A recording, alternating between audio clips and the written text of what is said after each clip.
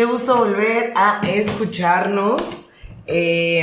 Pues somos Nelly, Rosy y Nerea. Ahorita realmente es nuestro capítulo de preguntas y opiniones después de la primera temporada para no dejarlos colgados hasta la segunda. Entonces vamos a ver qué preguntas tuvieron a lo largo de esta temporada. Gracias a Rosy que armó todo un paquete de preguntas anónimas. Entonces todas estas preguntas que nos hicieron, bueno, algunas son de correos, que sí sabemos de quién fue, pero la gran mayoría fueron anónimas. Muy bien. Diego nos va a hacer el favor de leernos las preguntas para que se sigan deleitando con su voz. Bueno, no se sigan porque ustedes no saben que en la segunda temporada ya lo hostigamos para que hable, pero para que escuchen la voz de Diego, él nos va a ayudar con las preguntas que no aseguramos responder al completo bien, pero lo haremos. Hola. Te voy a quitar la vela para que ya no haga ruido. Es que teníamos una velita aquí, porque Diego siempre hace que nuestro spot sea súper bonito, pero era muy tentador tener la velita y jugarla. Hola, ¿cómo están? Tengo preguntas para ustedes. Muy bien, ¿cuáles son? La primera pregunta es, ¿cómo decidieron hacer Irreverentes? ¿Quién quiere responderla?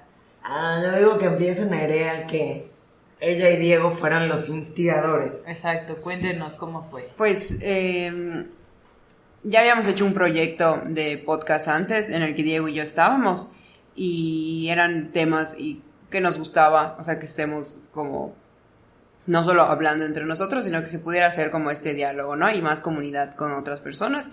Y pues fue un proyecto que queríamos seguir teniendo. Después Diego y yo estábamos pensando, ¿a quiénes invitamos para que sean parte de esto? ¿A quiénes invitamos? Y así estuvimos como, creo que por meses, o sea, nada más como que solo nos los preguntábamos y no decíamos nada más. O sea, como que decíamos, deberíamos continuarlo, deberíamos conseguir a alguien más, pero ahí se quedaba. Ajá, y luego sí, nos mandamos un mensaje 7 meses después, no es cierto, no tanto, ¿verdad? Pero semanas después, oye Diego, deberíamos de no sé qué, y ya hasta que en algún punto ya había conocido a Rosy, ya había pasado como tiempo de haberla conocido, después pues a Nelly sí ya llevaba más tiempo de conocerla, pero como que estuvo más cercana, ¿no? O sea, como que más presente y dije, guay, ¿cómo se me había ocurrido antes? Y clink, y ya fueron Rosy y Nelly, les pregunté si querían ser parte y ya, pues todo se dio así como súper lindo. Solo quiero que sepan que Nelly me mandó un mensaje que me dijo, Nerea te va a proponer algo. Matrimonio. Tú dije sí. Y le dije, es el trío que todo este tiempo he estado esperando.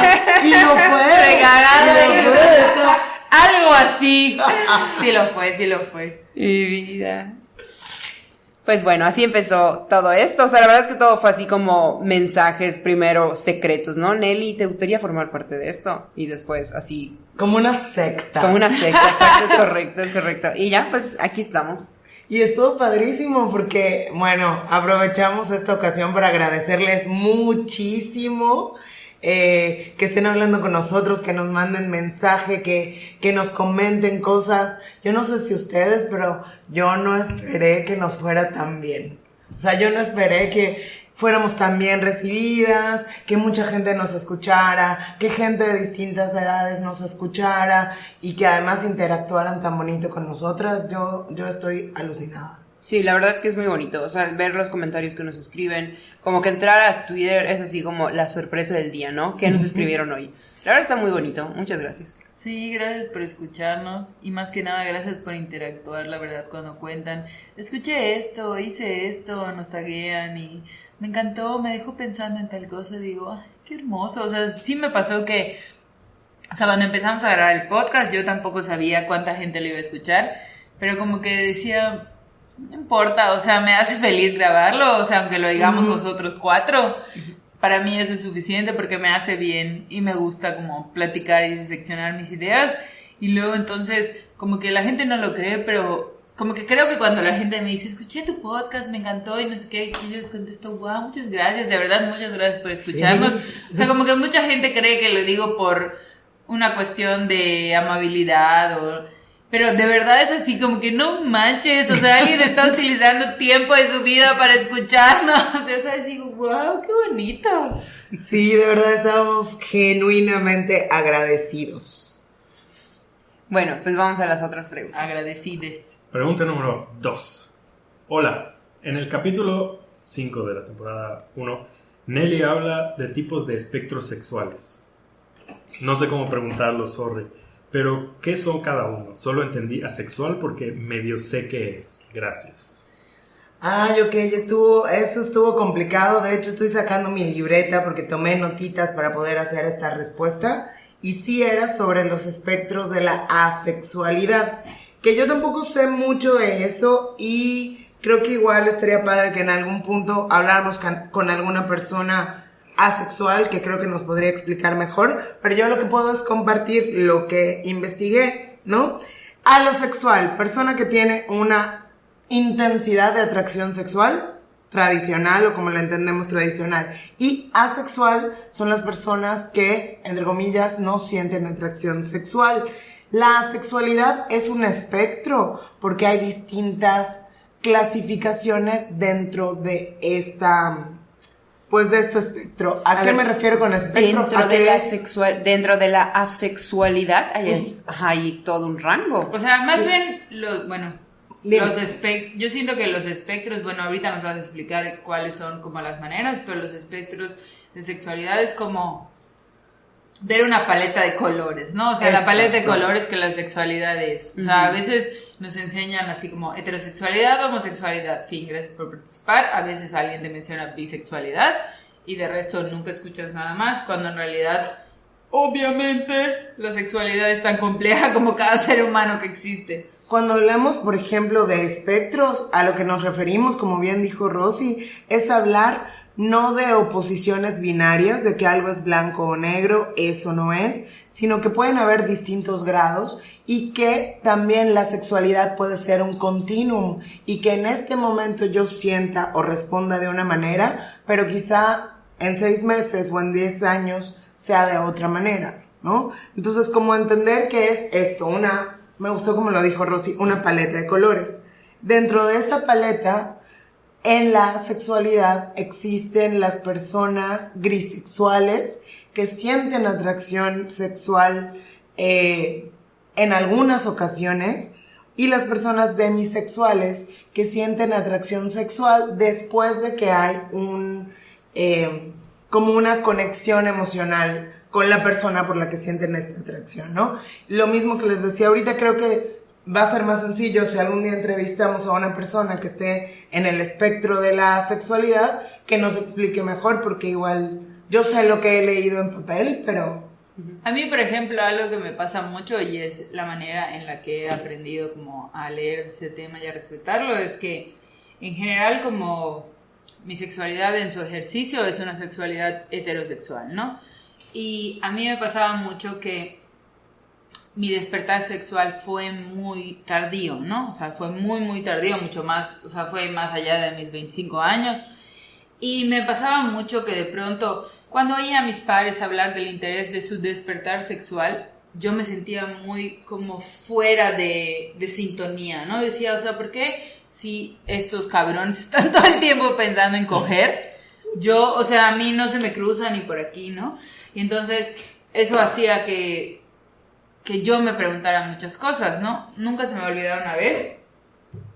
Las cosas que no se te olvidan, luego dicen que los niños deben aguantar el bullying. Yo no era una niña, estaba yo en carrera.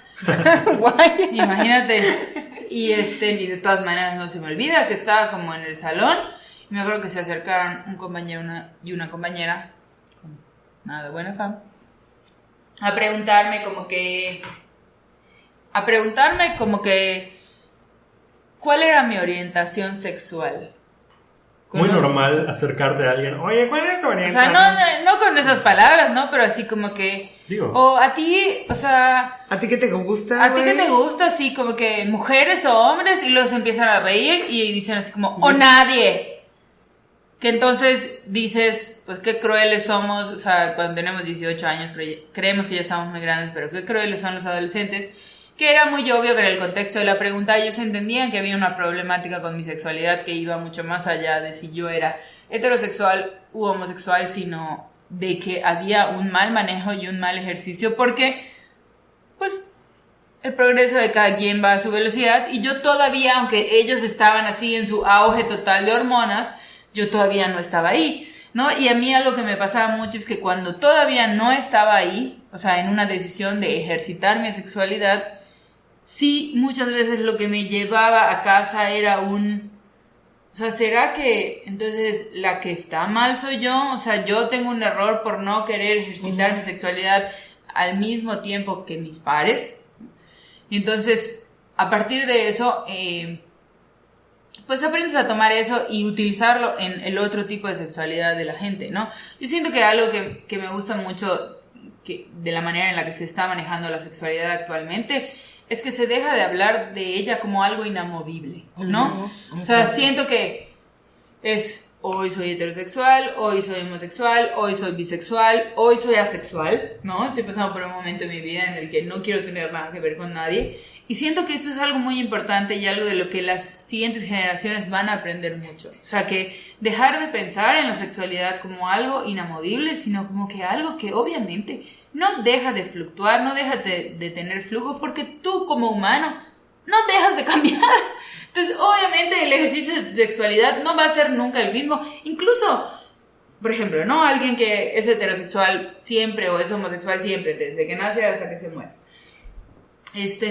De todas maneras, el ejercicio de su heterosexualidad o el ejercicio de su homosexualidad nunca va a ser la misma, ni a sus 17 años, ni a sus 70. O sea, hay que dejar de pensar en la sexualidad como algo que yo tengo que definir, ¿no? Que a veces siento que es lo que nos pasa, que es muy importante definirnos ante el otro y empezar a entender que hay temas sobre la personalidad humana que son privados. Y que no le des explicaciones a nadie, Ajá, ¿no? ajá. Si un día estoy saliendo con un hombre y luego con una mujer, nadie tiene por qué acercarse y decirme, oye, ¿no que te gustaban las mujeres? ¿Qué te o sea, ¿Sabes? Como tu vida Sí, debe o estar muy esta mujer interesante. estuvo casada con un hombre toda su vida y ahora ahora es se- lesbiana. O sea, Sí. es como que no es como que ahora es lesbiana, es como que pues ahora simplemente está con en otra es- persona. Ajá. Exacto. O en este momento de su vida, pero eso no borra, o sea, como que dejar de pensar que tu sexualidad actual define algo sobre tu sexualidad previa o tu sexualidad posterior, Futura, ¿no? claro. O sea, Está ahí en tu acta de nacimiento.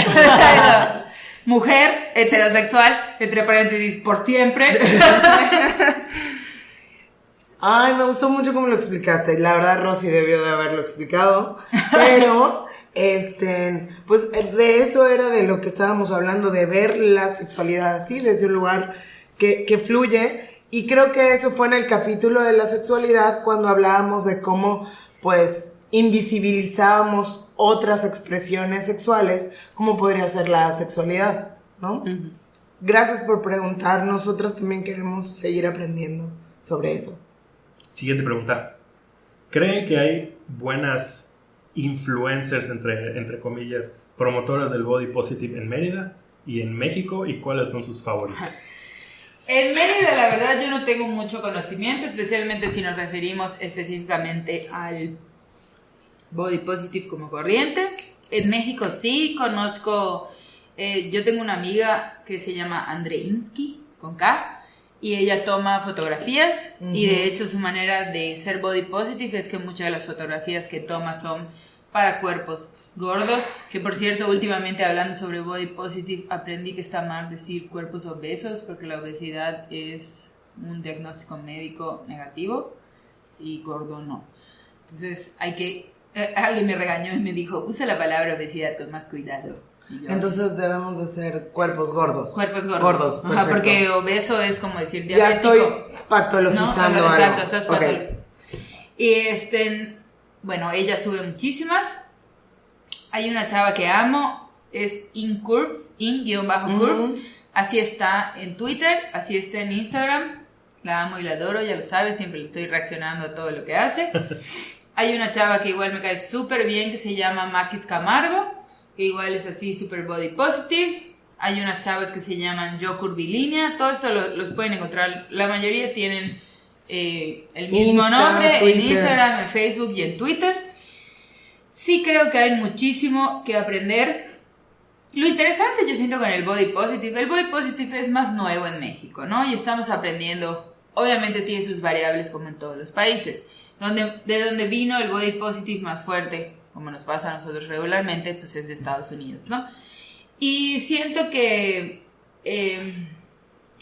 las problemáticas son distintas. O sea, cuando hablamos de cuerpos, siempre las problemáticas, a veces no hablamos de eso, sino que se nos hace muy fácil decir que los gordos están enfermos y no sé qué. y no hablar de que las problemáticas o las razones por las que una población puede tener sobrepeso nunca son las mismas cuando cambias geográficamente, ¿no? O sea, en México hay obviamente una influencia muy grande del sobrepeso que se relaciona directamente con que la clase social más económica, la clase social económica más abundante, pues es la clase pobre, ¿no? Y sabemos que el alimento más económico, pues es el carbohidrato. Y pues no sé ustedes, pero yo a alguien que no tiene dinero no me atrevería a decirle que lo debería gastar en lechuga, sino lo debería gastar en llenar su panza.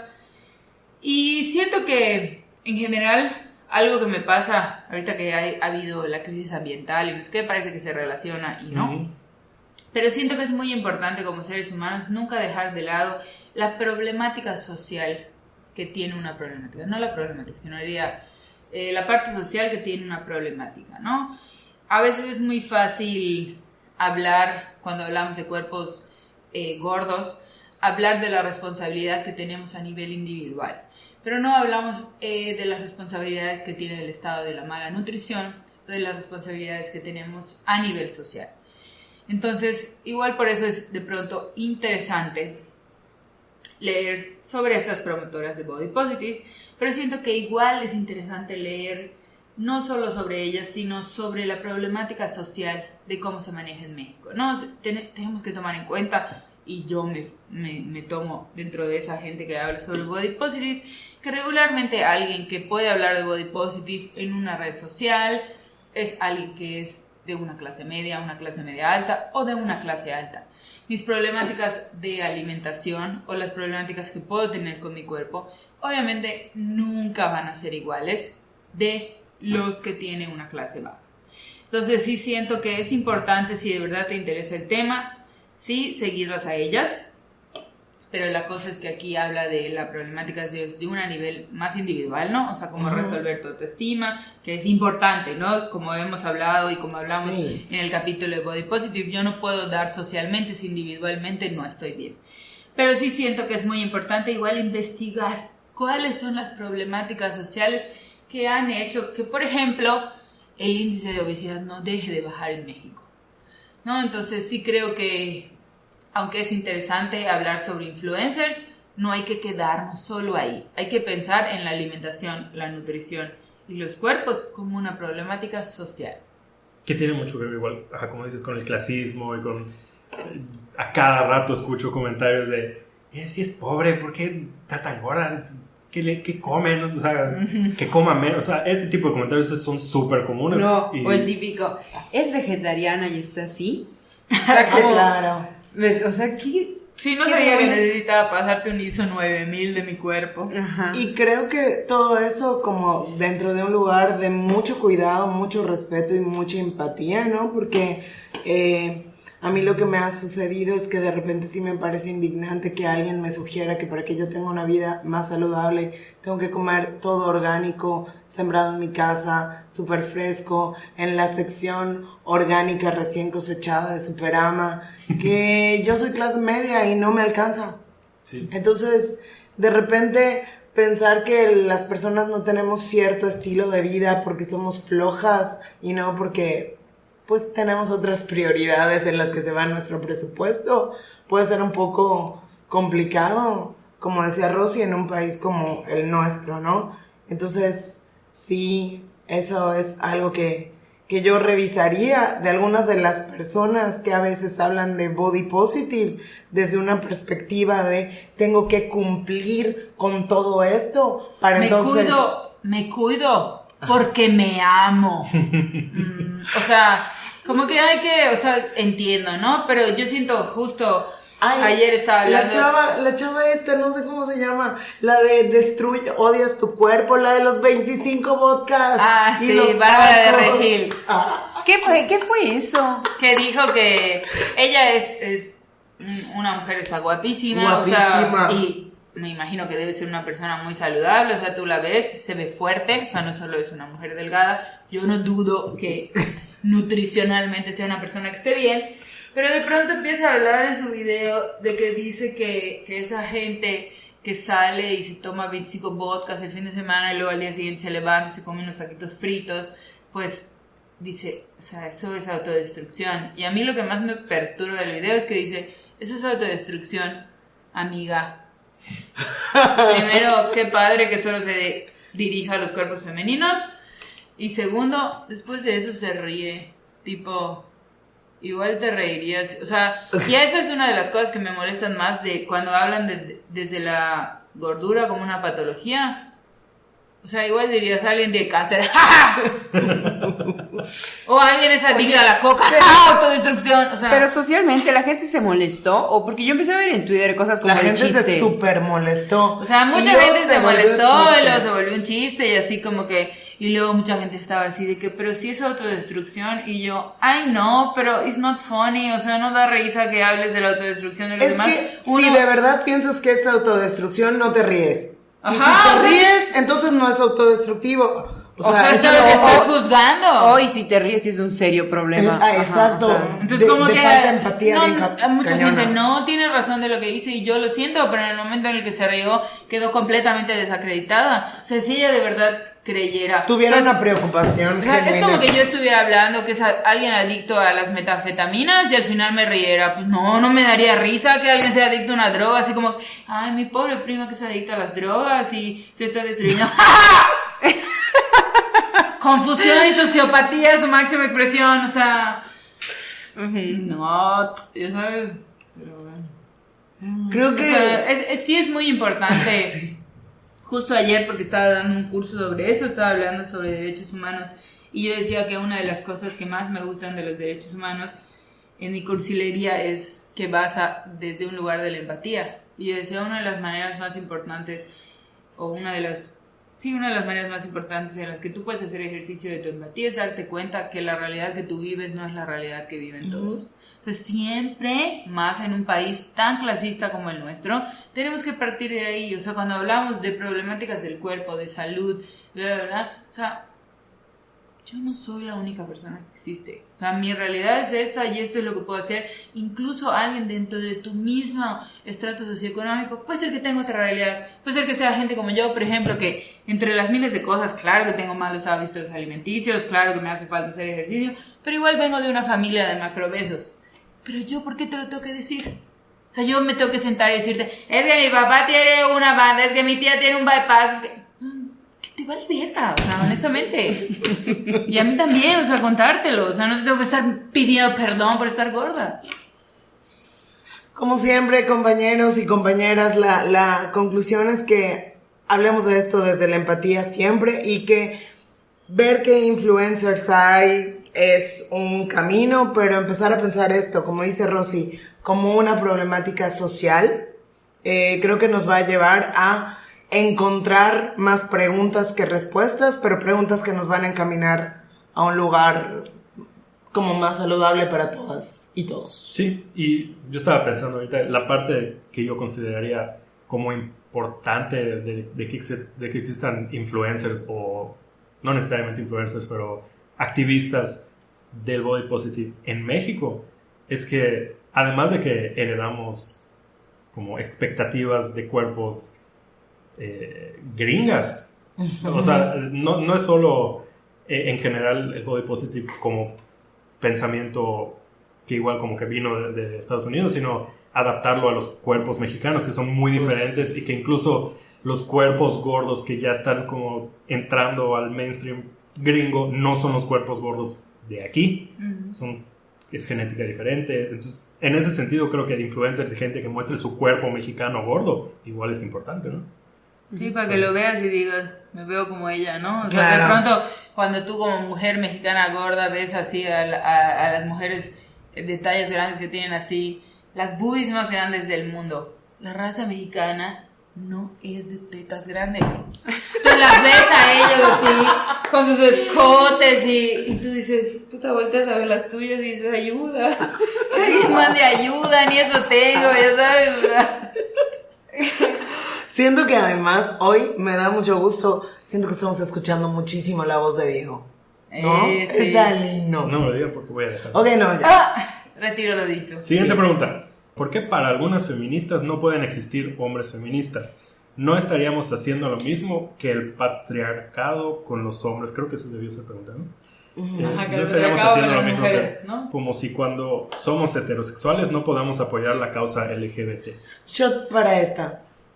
Bueno, Yo creo que la damos todas todos, tenemos algo sí. que decir en esa pregunta. Pero precisamente, muchas gracias por preguntar. Y precisamente el comentario es como si, que decía, como si siendo cuando heterosexuales somos, no podamos apoyar exacto. la causa LGBT, pero se está respondiendo ahí mismo. Claro, precisamente a eso es lo que voy, compañera o compañero que nos escribió esto.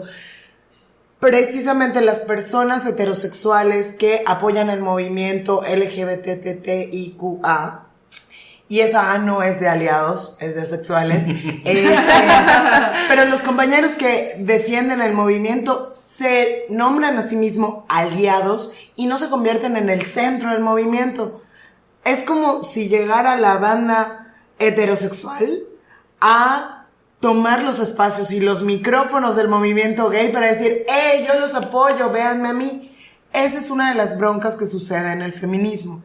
Si los hombres se autonombran feministas, muchas veces el foco de la acción se va para ellos. Porque siguen teniendo más foco que nosotras. Exacto. Anyway. Y esto te lo dice una mujer que hace 5 años decía, todos podemos ser feministas, mujeres, hombres, y de verdad yo lo decía así súper feliz. Y luego, mientras más leí y más me informé, y aprendí además de muchos hombres que me decían, no, Nelly, es que ya no me llames feminista, yo no puedo ser feminista porque yo no vivo las realidades que tú vives, ¿no? Entonces, de compañeros aliados y de compañeras feministas, fui entendiendo por qué no. Y a mí me gusta ese ejemplo, pero seguramente... No, y aparte, por ejemplo, lo mismo, ¿no? Que se responde... Dice, si eres heterosexual no puedes apoyar a la causa. O sea, la estás apoyando, pero te sigues autonombrando heterosexual. O sea, sigues siendo heterosexual. No es como que apoya la causa y ya estás siendo gay y viviendo las cosas que una persona gay vive. O sea, eso jamás... Bueno, a lo mejor y sí pasa porque acabamos de hablar de que la sexualidad fluye y ajá. A lo mejor en algún futuro va a pasar, pero... Actualmente no. Ajá, actualmente no. Y no sé, Rosy, tú ibas a decir una cosa y ya te interrumpí. No. O sea, Nada. iba a decir eso, pero en general, o sea, lo que yo siento es que tenemos que dejar de pensar que es lo mismo empatizar que vivir la situación. O sea, a mí me pasaba mucho, ¿no? De que de pronto cuando hablaba todo sobre la comunidad LGBT, hasta después de estos años tuve así mi crisis de digo, estaré siendo demasiado protagonista, ¿no? O sea, cuando pasó todo lo del matrimonio igualitario, que yo puse, es que oí lo de la votación y me puse a llorar y no sé qué, y lo dije, quizás no debía haber dicho eso. En el sentido de que hay que dejar de pensar que cuando defendemos, o sea, hay que dejar de ser egoístas y pensar que solo defendemos las causas cuando somos la causa, ¿no? Pero en general igual hay que dejar de tratar de tener un papel protagónico en todos lados. O sea, si yo tuviera a mi hijo y a mi hijo lo estuvieran jodiendo en la escuela y yo me pusiera en la actitud de... Qué triste es ser mamá de un niño que no deja de joder. ¿Sabes? O sea, como que, disculpa, pero esto no se trata de ti. O sea, qué mal que te sientas mal, pero... Entonces es eso, o sea, cuando justo la pregunta se responde sola en el sentido de que, pues cuando eres un aliado LGBT, eso es lo que eres un aliado, pero eso no significa que tengas un lugar protagónico, que nunca puedas conocer las situaciones en viva carne de lo que la persona está viviendo. Y a mí en lo que me quedó más claro, no sé si se acuerdan, que pasó hace unos años en las Olimpiadas, de los atletas gringos, creo que los afroamericanos no se hincaron, ¿no? No se hincaron para el himno nacional de Estados Unidos. Y que habían unos atletas blancos atrás y lo único que hicieron fue quedarse de pie. Y mucha gente los criticó y les dijo que onda, que no hubieran apoyado a sus amigos. Y dijo, no, o sea, sí los apoyamos, pero entendimos que ese no era ni nuestro momento ni nuestro lugar. Y que lo que hubiera podido suceder es que si nosotros hubiéramos intervenido, las notas hubieran girado. Los blancos se hincan, Ajá. Entonces... Que de todos modos lograron la forma de las notas de ser de los que no se hincaron, pero bueno. Ajá. Pero al menos no fueron ellos, ¿no? Ajá. O sea, fueron los medios de comunicación, ellos supieron cuál era su lugar y dieron 2 pasitos hacia atrás. Que eso es lo que tenemos que pensar, que cuando nosotros no pertenecemos a un grupo en situación de vulnerabilidad, en general somos el spotlight de la vida, ¿no? Siempre nos dan un papel protagónico al heterosexual, al blanco, al hombre. Entonces, neta, ¿necesitas otro lugar donde seas protagonista? Creo que no. O sea... Por eso es que lo pensamos, no en un afán de excluir, porque no estamos haciendo lo mismo que hace el patriarcado, porque el patriarcado... Es súper delicado y grueso que diga, o sea, que lo compare con algo así. O sea, que compare que lo que estamos haciendo las feministas con los hombres. En ningún momento los estamos matando como nos está matando el patriarcado. En ningún momento estamos... negando empleos. Negando, ajá, o sea, no puedes comparar algo así. Que en una marcha que dura 1 hora al año no se te haya permitido entrar a ti, hombre, que te dices llamar feminista, no es lo mismo a las 7 mujeres que mueren todos los días en México por feminicidios. O sea, ¿cómo lo puedes equiparar? Eres un aliado feminista, es como que yo estuviera en contra del racismo y se me botaba la canica y dijera que soy negro. Pues no soy negra. O sea, como que... Ajá. Obviamente... Claro, y la idea no es separar, pero sí... Como dijeron Rosy y Nerea, entender que las realidades que estamos viviendo las mujeres no son las mismas y reconocer que hay espacios que tú puedes convertir en espacios que sean feministas desde tu lugar sin tener que apropiarte del espacio que el feminismo se está creando. También me parece fundamental que entendamos qué es patriarcado. El patriarcado es un sistema en el cual... socialmente se ejercita un dominio sobre los cuerpos de las mujeres y sobre los cuerpos desde su decisión de tener hijos o cómo ejercer su sexualidad hasta la manera en la que toma decisiones en lo privado y en lo público. No existe una versión de eso. El matriarcado históricamente no existe. O sea, pero es real. La gente dice, en mi casa hay matriarcado porque mi mamá manda. No existe el matriarcado, o sea, es que no puedo. Históricamente no ha existido una sociedad donde las mujeres decidan sobre el cuerpo del hombre. Opresión sistemática, ¿no? Entonces les explicaba, pues es que una opresión sistemática significa, valga la redundancia, que el sistema te oprime. Y cuando el sistema te oprime se tienen que configurar muchas cosas, tipo que el gobierno, la sociedad. Entonces como que llegar y decir que en tu casa hay un matriarcado, así como que no manches, son 7 personas. Claro que no hay nada, o sea, es menos. Un sistema de opresión. O sea, son 3 personas y luego muchas veces que he tu escuchado... mamá tirando una chancla, o sea. Y muchas veces igual que he escuchado esto de mi mamá manda en mi casa, pero luego ves y es el papá el que pone el dinero. Entonces al final del día el papá termina manipulando de la forma en la que quiera la mamá y en qué se va a gastar el dinero y en qué no. Y ahora que dices lo de mi mamá es la que manda en mi casa, el otro día leí un artículo muy interesante que decía que las mujeres, o sea, cuando hablan sobre cómo se lleva la vida privada y la vida pública, y que históricamente hablando la vida pública ha sido pues constreñada a los hombres, y que por lo tanto la vida privada es de las mujeres. Entonces, que lo que ellas hacían, lo que le llaman el matriarcado de la casa, es que son mujeres, que son adultos, son personas, que el único lugar donde tienen poder, entre comillas hablando, es en lo que sucede en lo privado.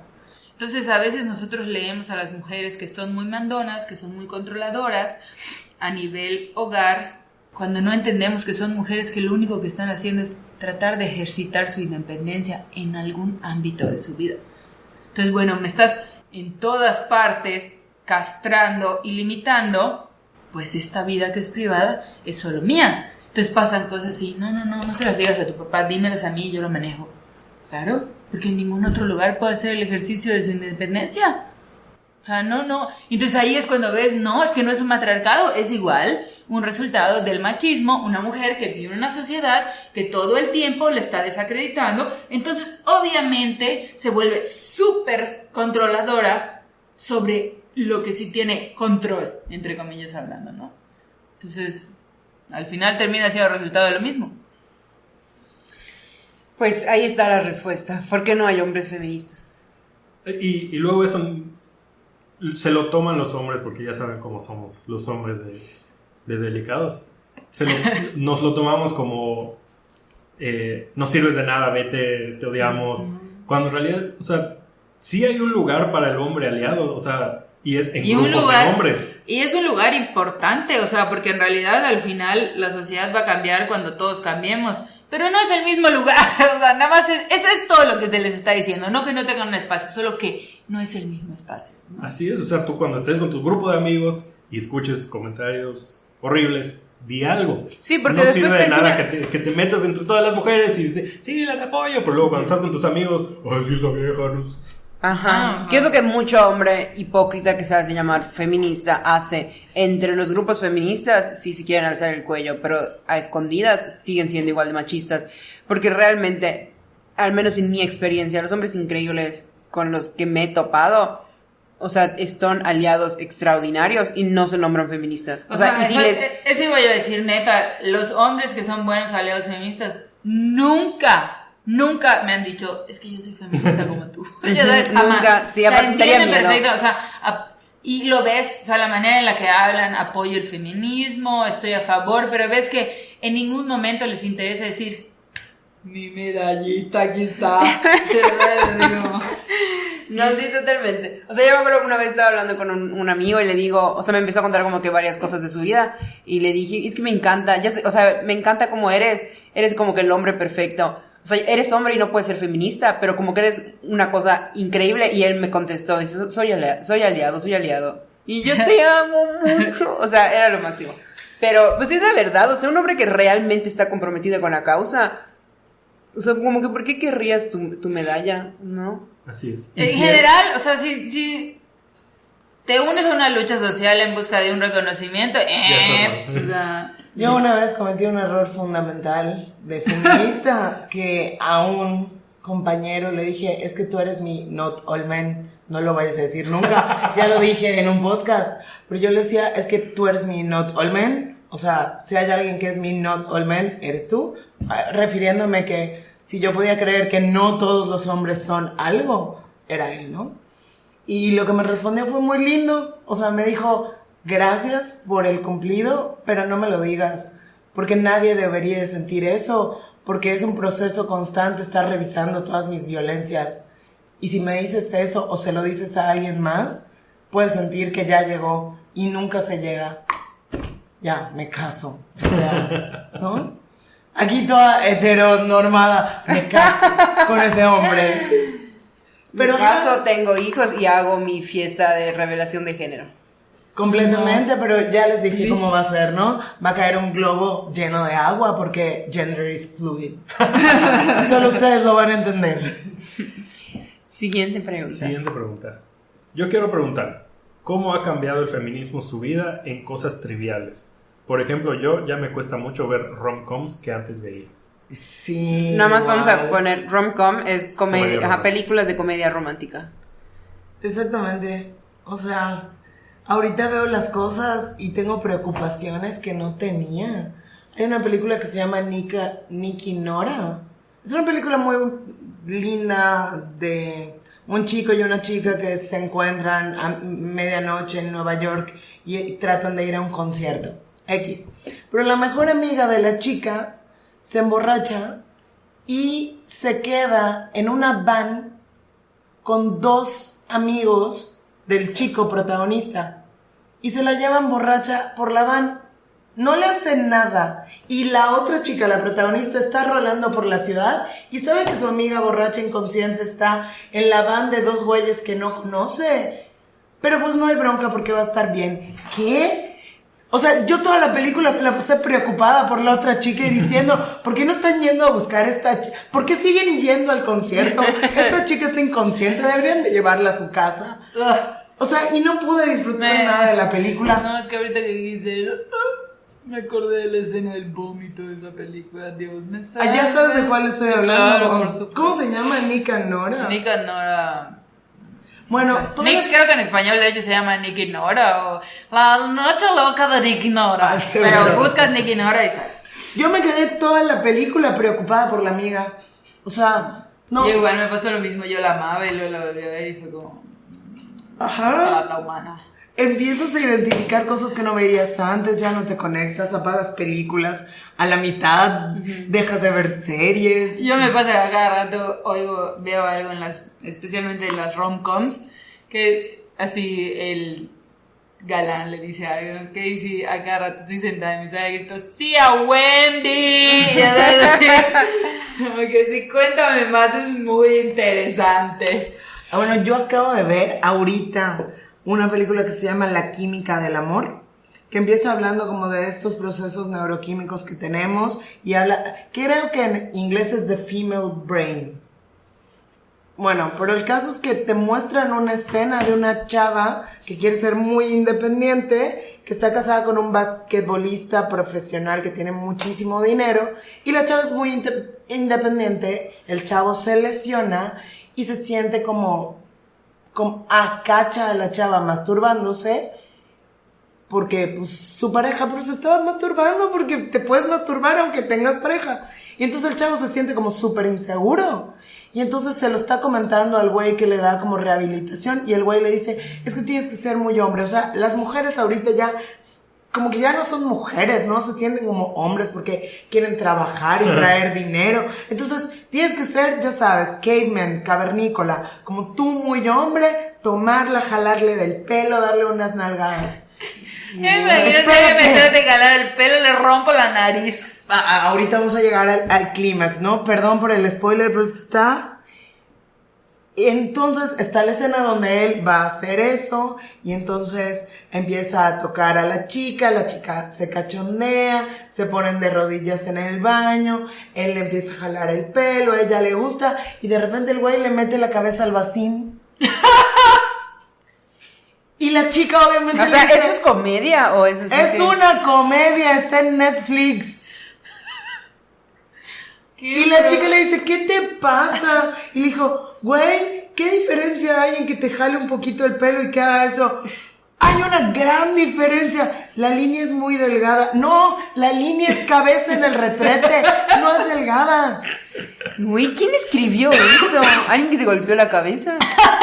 Tienes que ver el resto de la película, porque el resto de la película, la idea es decir que eso que parece que es una debilidad en las mujeres, que es nuestra capacidad de conectar, en realidad es lo que nos hace más fuerte, y trata de tener un mensaje semifeminista. Pero yo esperaba que esta chava en algún punto dijera, oye, nos vamos a divorciar porque lo que hiciste está súper raro. Y termina la historia de ellos, porque son varias historias, con que ella le pide a él que le haga un bebé y que la embarace. Bueno, cada quien. No pude disfrutar la película solo por eso. Sí, Pero lo impresionante es que la terminaste. Sí la terminé. Sí Sí, la igual, terminé. a mí Es todavía me compromiso. pasa eso de que la sigo terminando y lo digo que mamá acaba de ver. Pero igual con lo que me pasa muchísimo, que no sé si les pasa a ustedes, es como que con los consejos románticos que fuiste oyendo mientras crecías, que antes como que te parecían así como muy... Que alguien me lo diga. Así de que el hombre llega hasta donde la mujer quiere. Ah, ok, todos los hombres son violadores en potencia. O sea, ya que escuchas esas cosas con el feminismo detrás, dices, qué miedo. No, sí. O sea, que de verdad desde que estás chica te están promoviendo Que tienes que darte a respetar, o sea, hay ¿Qué cosas... es eso? No hay tienes que frase darte a que me respetar. patee más que eso de tienes que darte a respetar. A ver, tú respetas a la gente, porque la gente merece respeto. No, y hablando de otras, o sea, como que, porque estamos hablando como de entre parejas, ¿no? De lo que un hombre hace con una mujer, pero vi hace poquito la serie que se llama Élite, que es como una telenovela española. Sí, ya la RBD terminé. español. RBD. Completamente. Correcto. ¿Ya la viste toda? Toda, completa. No, Podemos yo hablar solo he de visto eso. los primeros 2 capítulos. Está malísima. Está muy, Oh, muy pero mala. es adictiva. O sea, Es bueno, eso adictiva me como pasó. una mala Por eso dije, telenovela. Exacto. Porque ya la quiero seguir viendo. Síguela viendo. No, pero es malísima. El elenco está guapísimo. O sea, Wow. pero Muy guapísimo, ¿qué Todos. onda con sus Ellos caras? sí, todas y perfectas? todos, sí. Perfectos, así, Increíbles. sin cel. Pero bueno, el punto es que en esta segunda temporada, que no es spoiler ni nada, pero sale una mujer que es musulmana. y que su familia es musulmana tradicional y como te lo muestran como una cosa como sumamente conservadora, ¿no? Y la forma en la que Netflix o la persona que hizo esta serie muestra como la libertad de esta musulmana es quitándose, o sea, como que diciendo a la mierda la tradición de mi familia y yo voy a ser una mujer libre con el cabello suelto Quitarse y el velo. Ajá, quitarse el velo como muestra de esto es Qué libertad. grosero, ¿no? Llegados ahí, pero qué Pero es planteamiento malísimo. tan grosero. No importa que haya contexto. Pero es está- que además le dieron la vuelta, porque en la primera temporada para ella es Ya muy lo vi. importante traer el velo, y de hecho cuando le dicen tienes que quitarte el velo, Sí. ella dice no Prefiero quiero. salir de la escuela, una Prefiero cosa así. salir de la escuela porque el velo es parte de mi identidad. O sea, la primera Está temporada lo súper manejó grosera esa propuesta. y luego le dieron la vuelta. Sí, Muy o sea, fea. y está horrible Respetuosa. como ella viéndose en el espejo, una escena súper fea de ella viéndose en el espejo y así como que no soy, como queriendo mostrarte como ella sintiendo, no soy lo suficientemente atractiva para gustarle a este tipo, y alguien de sus amigas le dice, cambia, no sé cómo le dice, ¿no? Y el caso es de que ella sale del baño sin su velo, caminando así como Típica súper escena de J-Lo. película gringa de te voy a quitar los lentes y soltar el pelo y ya eres la Como niña en bonita. Francia. Ajá, que pero- las obligaban a quitarse el velo y es como, a ver. O sea, ¿cuál es la diferencia con cualquier otro tipo de discriminación si tú le obligas a alguien a dejar atrás el ejercicio de su religión y la libertad de creencias? Sí. Que está complicado, ¿no? Porque como historia individual de una persona que decide alejarse de su religión está padre. Claro. Pero en una serie en la que te lo están poniendo como la única forma de ser libre es dejar atrás ese Exacto, ese es el lo que mensaje. está La feo. única forma de ser libre es dejar Y atrás yo creo tu que tú religión. acabas de tocar algo muy interesante, que tenemos que dejar de pensar, por ejemplo, cuando hablamos de un fenómeno o una actividad de tipo social, hay muchas cosas que a nivel individual no hay manera de criticarlas, Ajá. porque es tu vida y habla de tu contexto y la decisión que tú estás tomando depende de ti, no de los otros. Pero es muy distinto cuando hablamos de la misma acción como una herramienta social, que es lo que dice Diego. No es lo mismo hablar de una historia individual donde una mujer decide quitarse el velo a proyectarlo socialmente en los medios de comunicación como que esa es la manera de liberación, ¿no? Entonces hay igual que tener mucho cuidado con los mensajes que mandamos. Sí. Y eso creo que yo, en mi caso, prefeminismo interseccional, ni siquiera lo hubiera visto. Ni siquiera me hubiera dado Sí. cuenta de lo del velo, no lo hubiera leído, no lo hubiera entendido, me hubiera pasado invisible, ¿no? Sí, yo lo hubiera visto tal vez hasta como algo positivo, ¿no? Porque antes de, pues, todo este proceso de deconstrucción y todo eso, mi primer proceso fue como en cuanto a la religión, en cuanto a separarme de la religión y ver a la religión como algo no necesariamente positivo. Entonces, si yo veía eso, entonces hubiera pensado, wow, qué padre. Wow, se está liberando. Se está liberando, pero pues no está tan sencillo. No, A no, mí, y la aparte, verdad, y aparte, y yo lo- hablando de religión de acá, estamos hablando de catolicismo, Ajá. ¿no? Que es una religión súper privilegiada versus los musulmanes que están obligados a dejar su religión. Sí, No es lo en todas mismo una partes. religión a una religión todavía tan arraigada al sistema político. O sea, tiene unas implicaciones mucho más fuertes y peligrosas. Sí, o sea, acá es mejor ser católico que ser ateo, o sea, no. Así es. Y bueno, regresando un poquito a la pregunta, lo que yo estaba pensando con esto de que, ajá, sí cambia tu vida con esta cosa, pero primero lo ves como algo de, coño, ya no puedo ver tele, ya no puedo ver, pero luego me di cuenta de que es un maravilloso filtro, de que no tengo que soportar a la gente que no me va Que a no te traer hace nada feliz. bueno. Hay tantas películas y tantos libros y tantas cosas que cuando estoy viendo una serie que tiene 300 capítulos y el tercer capítulo hacen una cochina, digo, siento tanto alivio de ya no voy a tener que ver toda esa maldita serie porque es una porquería. Ok, adiós a la basura, a la siguiente. Hay miles de Excepto si Netflix. eres Nelly y lo terminas. Pero ¿sabes qué? Fue una película de 2 horas, pero yo por mis alumnos suelo ver mucho lo que están viendo. Pero esta temporada de 13 razones Ajá. se llama, ni siquiera lo intenté. 13 razones está dando los mensajes más horribles y peligrosos. Por favor, no la vean. Y si conocen a un adolescente que la está viendo, acompáñenlo. Supervísenlo. O, Ajá, no la por vean, favor. no la vean sin ojo crítico, ¿no? O sea, si la van a ver, Digo, tengan en nosotros cuenta. adultos podemos ahorrarnos esto, pero si es un adolescente o una persona más joven la que la está viendo, acompáñalo. A mí Acompáñalo uno de porque los está mensajes peligrosa. más peligrosos que me pasó, bueno, además de hacer el suicidio una cosa muy romántica y reflexiva, Glamurosa, que no sí. es algo horrible, salud mental, por favor, aprovecho para decir que si están pensando en suicidarse, necesitamos todos los que lo hemos pensado ayuda.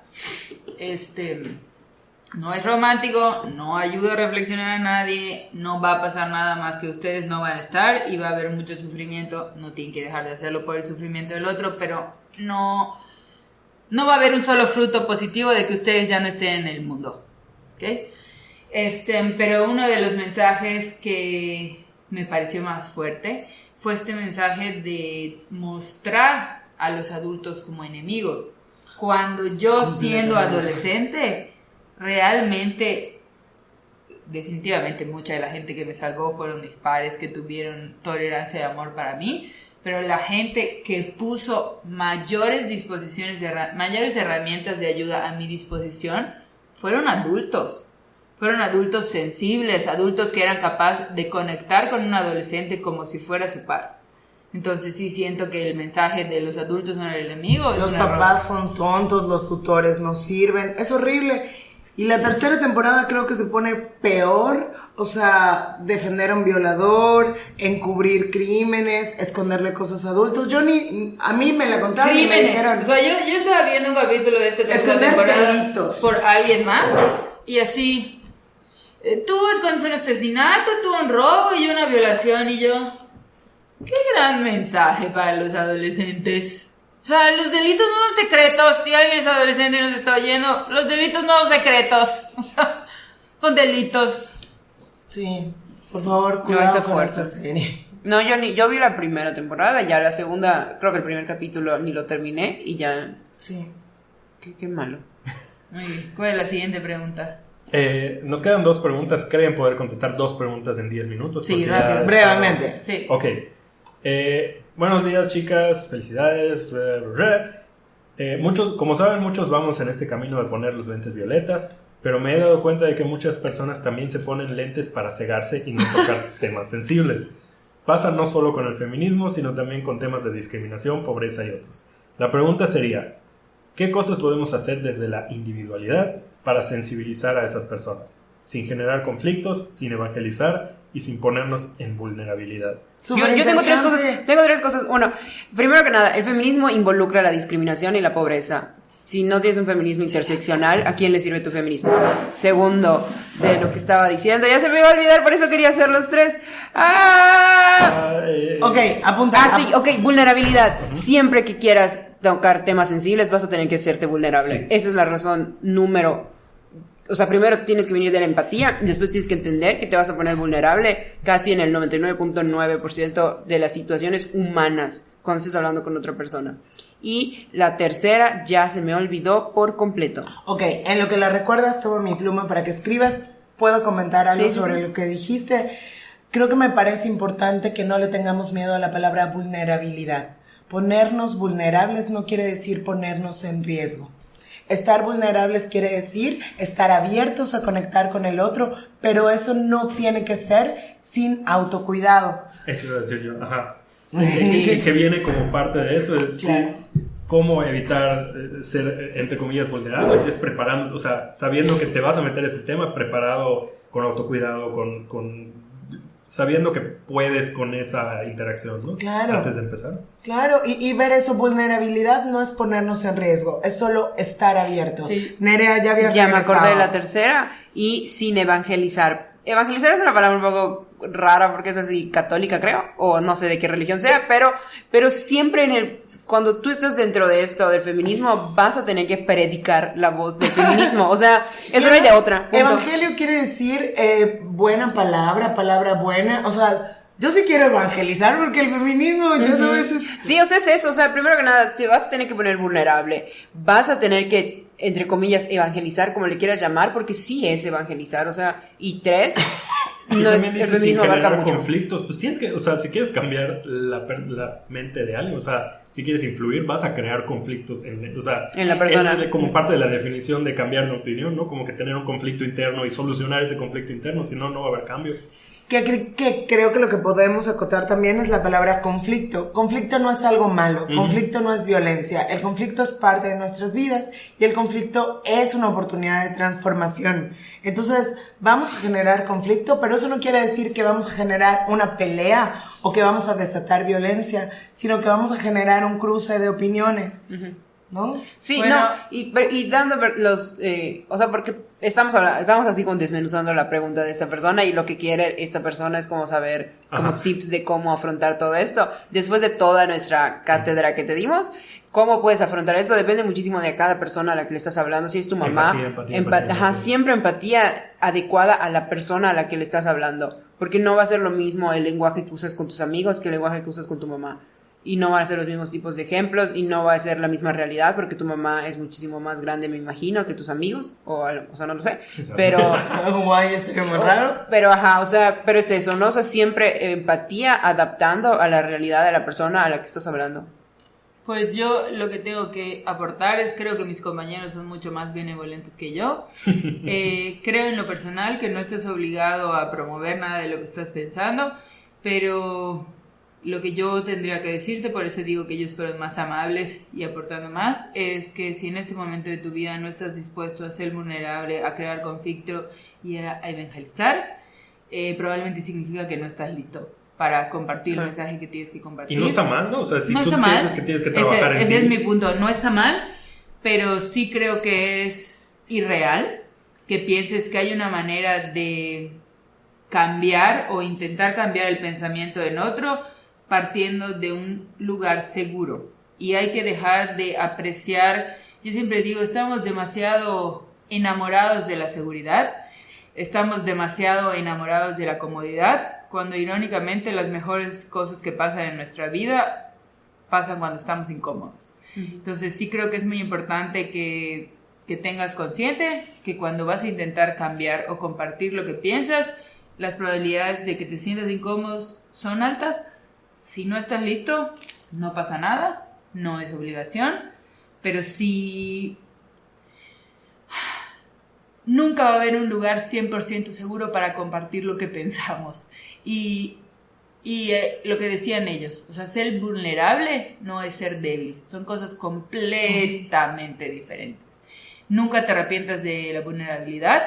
Y algo muy importante es que cuando alguien abusa de tu momento vulnerable, la persona que está mal es la otra, no tú. Y digo, algo que ayuda mucho igual es como que tener tu grupo de apoyo, tu grupo de gente que sabes que, digo, no te vas a aventar a intentar cambiar mentes sin, o sea, digo, sería preferible hacer eso si sabes que puedes regresar a tu grupo con el que sabes que puedes estar seguro y compartir, oigan, me fue así, me pasó esto, ayúdenme. Digo, eso puede ser muy útil, ¿no? Sí, para estar en lugares inseguros o incómodos, es necesario que siempre tengamos lugares seguros y cómodos a los que podamos volver y recargar. Redes. Última pregunta. Hola, irreverentas. Actualmente laboro en una institución académica centrada en la enseñanza de las ingenierías. El estigma que esta profesión ha tenido hacia las mujeres es algo que sigue estando presente en este año de Nuestra Señora y muchas veces he pasado por frustraciones debido al trato que suele tener hacia las mujeres y otros grupos que son minoría.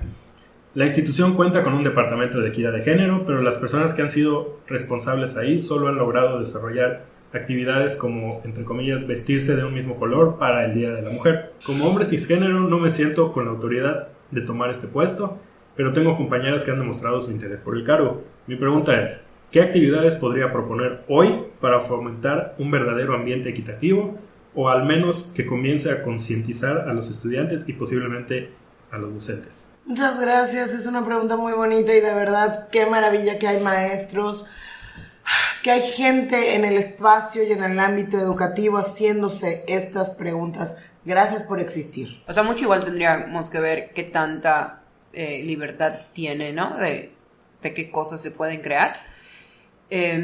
Sensibilización en las personas, o sea, lo primero que se me viene a la mente, o sea, iba a decir algo así como que hay muchísimos talleres padrísimos de sensibilización, pero el taller viene y a la semana se olvida.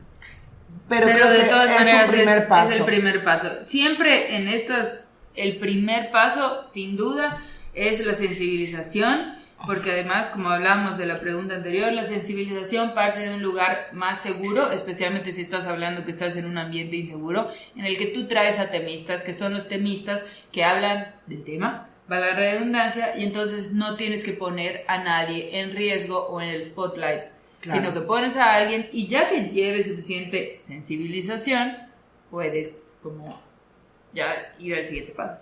Y él dice, como yo como hombre cisgénero, no me siento como que en posición de tomar el cargo, ¿no? Pero dice que hay mujeres que han mostrado interés, pues apoyarlas, o sea, no empujarlas al puesto, sino decirles, si necesitas mi apoyo, aquí estoy, de cierta forma como que sepan que no están solas, ¿no? Claro, apoyar, acompañar. A veces podemos estar en una reunión de trabajo y la voz de las mujeres no es tan escuchada. Entonces, si tu voz se escucha más, generar los espacios para que las de ellas se escuche. ¿No oyeron lo que está superimportante. diciendo Nerea? Así, ¿no? Ajá, claro. Pero sí se acuerdan que eso lo dijo Nerea la junta pasada. Y bueno, pero es que esta propuesta que me aplaudiste muchísimo es la que hice con Nerea. O sea, ese tipo de acciones ayudan mucho Ejemplos. más. Yo ya me convertí en empleada del mes ahorita. Pero es que realmente, si tu voz sabes que se va a escuchar más fuerte, porque en el contexto en el que te mueves, tu voz es más apreciada, úsala para darle voz a las compañeras, no usurpando espacios, sino moviendo el spotlight hacia ellas. Y propon tú también estas actividades que pueden empezar con talleres de sensibilización, pedirle al Departamento de Equidad de Género que más que estas campañas de un día proponga un taller. Tratar siempre que en las actividades, aunque pueda ser una facultad que sea primordialmente un espacio masculino, porque cada vez menos, pero las ingenierías, en mi experiencia, han solido ser así, tratar de evitar comentarios, chistes racistas, misóginos, homofóbicos, empezar a promover una política de cero tolerancia a este tipo de chistes desde los maestros y obviamente también los alumnos. Y empezar a encontrar políticas, acuerdos para hacer del salón de clase, de la sala de maestros, de todas las áreas comunes, espacios seguros, poniendo este tipo de normas de convivencias donde no se aceptan estos chistes, no se aceptan estos comentarios, siempre escuchamos a todas las personas por igual, respetamos turnos para hablar. Si empezamos con este tipo de estrategias que además en un salón de clase pues es normal que tengamos este tipo de normas, podemos ir promoviendo poquito a poquito cosas que faciliten que las personas que pertenecen a grupos minoritarios empiecen a tener un spot más interesante en esta facultad de ingenierías. Sí, ¿no? Digo, como maestro tiene la oportunidad de crear un espacio mínimo en su clase en el que los alumnos se sientan seguros. Es un poco más difícil con los maestros, pero mínimo ahí puede empezar en su salón de clase. Claro. O sea, como tu salón de clase en el primer día de clase, me imagino que todos los maestros dan como que algún par de reglas, ¿no? De no puedes llegar un minuto tarde o no sé qué reglas pongan los maestros, pero dentro de esas reglas está de verdad están prohibidos los chistes machistas y homofóbicos en este salón y puedes poner ejemplos de qué chistes son esos. Y no sé, puedes poner un castigo, no sé cómo funcionan las escuelas, pero lo que yo haría sería como que si le llegas a decir un comentario homofóbico, machista o discriminatorio a alguien, tienes 5 puntos menos. O sea, punto final. Hay 5 puntos es poco, ¿verdad? consecuencias. Te vas extraordinario. Hay consecuencias, Me pero despiden. a nivel universidad, si ponemos estas reglas desde el principio, es más probable que ese tipo de comentarios no se van a dejar de hacer, pero ya no se van a hacer en el espacio del salón de clase. Y si este maestro lo hace, pero sus compañeros que piensan lo mismo que él también lo hace, entonces no va a ser un salón, van a ser 3 salones. Y luego esto se va contagiando, ¿no? Y luego tus mismos alumnos que se sienten seguros en tu clase, igual y es más probable que se quejen cuando en otro salón, Exacto. otro maestro no sea tan agradable. Y hacer alianzas, compañero, hacer alianzas es lo más importante. Ya identificaste a otras compañeras o compañeros que quieren hacer algo. propongan campañas, o sea, juntarse, hacer alianzas y generar estrategias entre ustedes. Muchas veces la mejor chamba se hace como caballo de Troya, estando dentro del sistema para tirar el sistema. Entonces, de verdad, gracias por preguntarnos y me da tranquilidad saber que estás en una escuela trabajando. Desde ahí ya Gracias. tienes un extra, una ayuda extra. Así es. Pues muchas gracias por contestar estas preguntas y estar aquí y grabar. Y perdóname porque me acabo de dar cuenta de que hace como 10 años que no leo en voz alta algo frente a mí, entonces creo que me trabé un poco, pero no importa. ¡No! Otra ¡Es vez. increíble! Cuando te mostré la foto diabólica de mi sobrino. Gracias a todos por las personas que nos mandaron sus preguntas. Sí, muchas gracias por escucharnos, muchas gracias por decirnos lo que piensan. Realmente eso es lo más importante para nosotros, no evangelizar, sino crear comunidad a partir de la horizontalidad, que es mi nueva palabra favorita. Así que síganos diciendo qué piensan, qué les parece. Eso es lo que queremos, platicar con ustedes, no solo entre nosotras.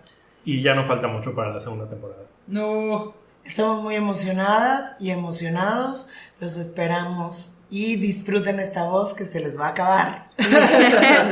Nos vemos pronto. Bye.